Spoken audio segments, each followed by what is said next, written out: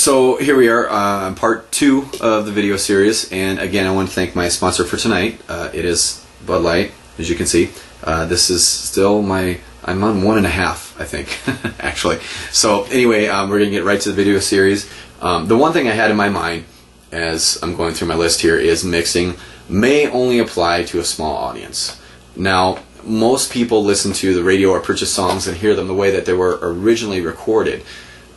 Doing a lot of remixing can be cool to some people that appreciate this creative style of playing music, but again, most people don't know these songs and therefore can tune out or get lost. In other words, don't overmix. Overmixing in some DJs' minds, or for some DJs, they have a tendency to get so creative with their mixes that the original song is anything but close to the original. It's so far from it that it starts to sound like something completely different. Although more artists are starting to put out their own remix version along with the original that they created, the original is almost always better. Almost. If you do plan to use a remix, unless you know it's a well-known or established remix in your particular area for your event, try to use one that is common.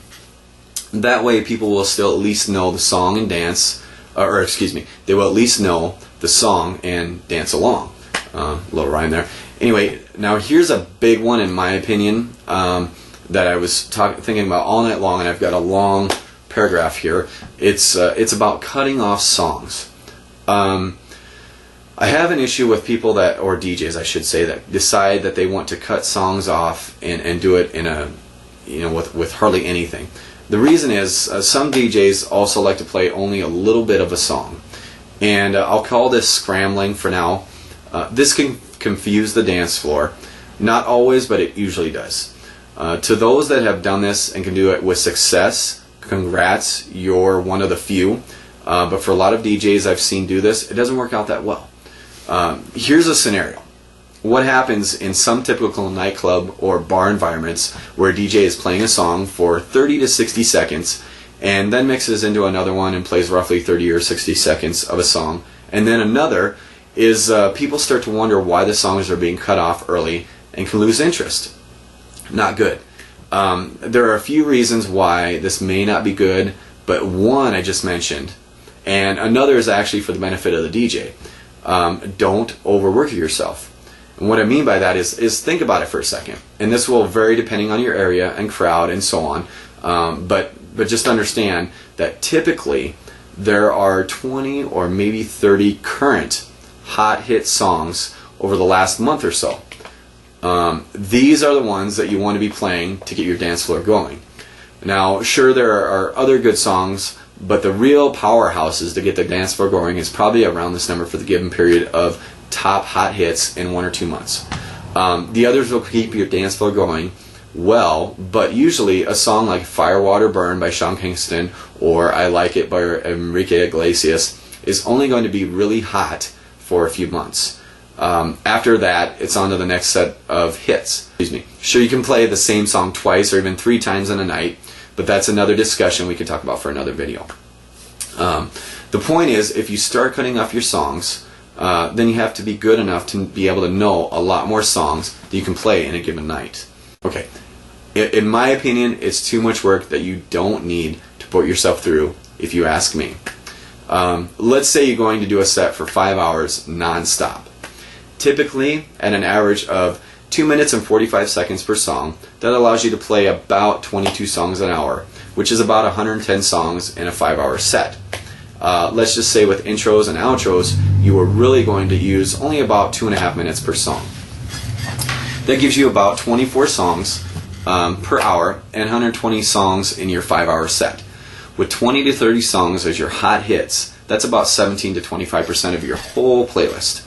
What this means for you is you basically got a 1 in 4 or 5 shot that you're going to be playing a good hot hit song at any given time during your set. That's pretty good odds that you'll have an easy time keeping your dance floor going. Now, let's get back to the other numbers. Let's just say that you play a song for 1 minute. That takes your average amount of songs per hour from 24 to 60, about 3 times as much. And in a 5-hour set from 120 to 300. Now, if you're going back to percentages, 20 to 30 hot hit songs in a 300 song list for 5 hours only comes out to be heard about 7% to 10% of the time. In my opinion, this isn't good. Now, your guests will probably agree, and that's kind of my whole point. That means at any given time, your chances of playing a hot hit song are between 1 in 10 to 1 in 14, and not 1 in 4 or 5. If you're doing the comparison, again, like I said, that's not good. Even though you're mixing songs at 60 seconds per song, remember, I'm being somewhat conservative here because I've heard DJs do 30 to 45 seconds, and I think that's crazy, in my opinion. That means your dance floor will have to wait for bits and pieces of 10 to 13 songs to play instead of 4 or 5 before they hear a hit or two they really like and will sing along or get really excited about.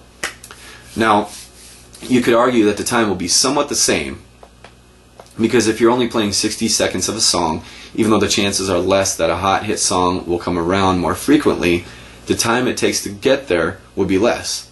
Well, this is technically true, because if you do the math, a hot hit song would play every 10 to 13 minutes if you're playing a song for 2.5 minutes, which is really no different than if you're playing a song every 45 to 60 seconds. It's basically the same as 1 in 10 to 14, somewhere in there, 1 in 14.